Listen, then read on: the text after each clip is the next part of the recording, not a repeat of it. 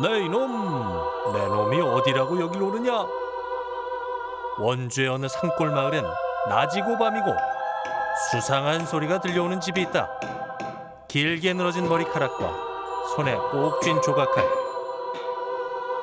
베일에 감춰진 당신의 정체는?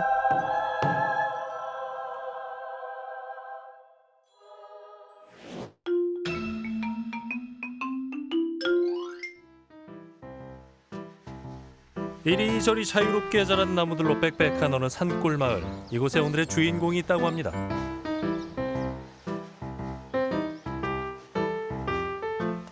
나무를 깎는 거친 손길, 그리고 매서운 눈빛. 뭐 하는 분이세요? 예, 저는 나무가 좋아서 이렇게 힘들은지 모르고 장성 작업을 주로 하면서 서가까지 이렇게 병행해서 하는 단초 심종보라고 합니다. 무서워 마세요. 알고 보면 섬세한 남자랍니다. 청년 시절 서울에서 직장 생활을 하던 심종보 선생은 바쁜 도시 생활에 치여 힘든 나날을 보냈다고 합니다. 그래서 삶의 의미를 찾기 위해 취미 삼아서 퇴근 후에 작은 나무를 하나씩 깎았는데요. 그렇게 미니 장승이 10개, 30개, 100개가 되면서 취미가 아닌 직업으로서 진지하게 고민을 시작했습니다. 대체 그 당시 젊은 청년이 어쩌다가 왜 하고 많은 것들 중에 장승 조각을 취미로 삼았을까요?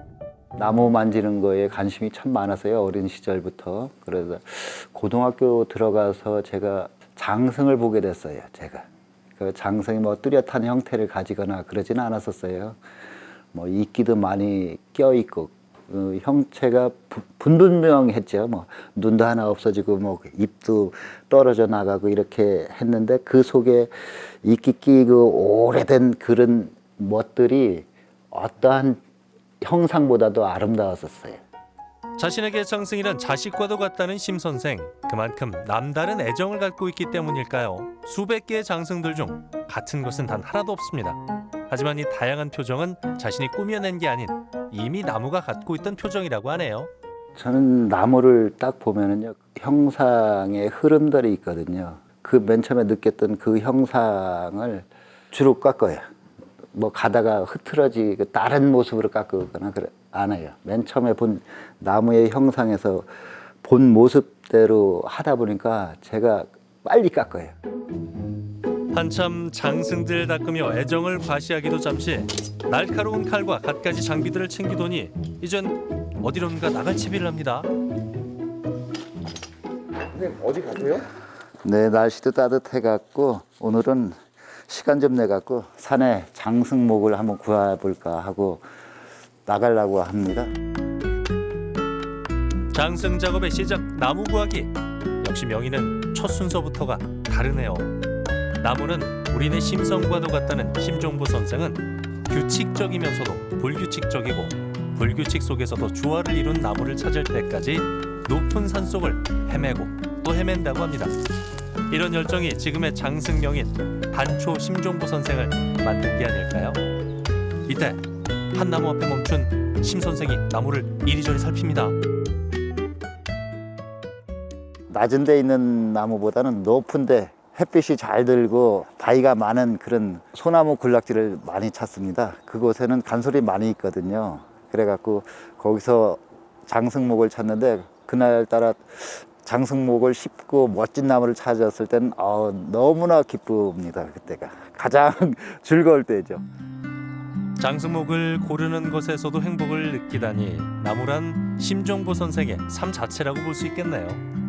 오늘은 비록 좋은 장승목은 없었지만 내일도 모레도 좋은 나무가 말을 걸 때까지 심 선생은 나무와 마음을 나눌 예정입니다. 그리고 다시 돌아온 작업실. 심 선생의 작업실 한 구석엔 언제나 미리 모아둔 좋은 나무들이 있습니다. 지금도 그 나무들 중에서 마음이 통하는 나무를 골라내고 있는데요.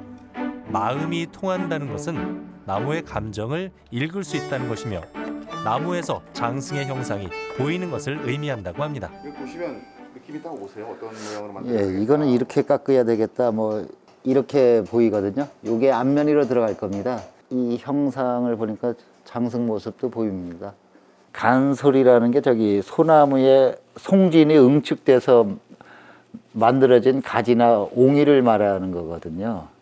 간솔을 제가 택하는 이유는 나이테도 나이테지만 그 색감이라든가 그런 것들이 너무 좋거든요. 나무도 단단하지만 단단할수록 그 매력이 있습니다. 마침내 나무를 하나 골라잡고 조각을 시작한 심 선생. 명인의 손이 닿으면 닿을수록 점점 장승의 형상이 드러납니다. 그런데 심종보 선생은 장승만으로 명인이 된 게 아니라는데요. 원천적으로는 제가 장승을 먼저 시작을 했습니다. 장승을 시작하다 보니까 그 장승에 들어가는 명문이 있거든요. 그래서 그냥 쓸까 그런 생각도 하다가 좀 더 기품 있고 좀 보기도 좋게 하기 위해서 서각까지 배우게 된 동기가 됐습니다. 그러고 보니 작업실에 장승만큼이나 많은 서각 작품들도 있네요. 항상 서각을 작업할 때는 그 시에 어울리는 그림을 생각해서 시와 함께 조각한다고 합니다. 학교 다니고 그럴 때는 시도 좀 쓰기도 하고 시도 많이 읽고 그랬습니다. 그러다 보니 그때 감성도 있고 시에 대한 그런 아련한 추억 때문에 시를 많이 새기는 것 같습니다.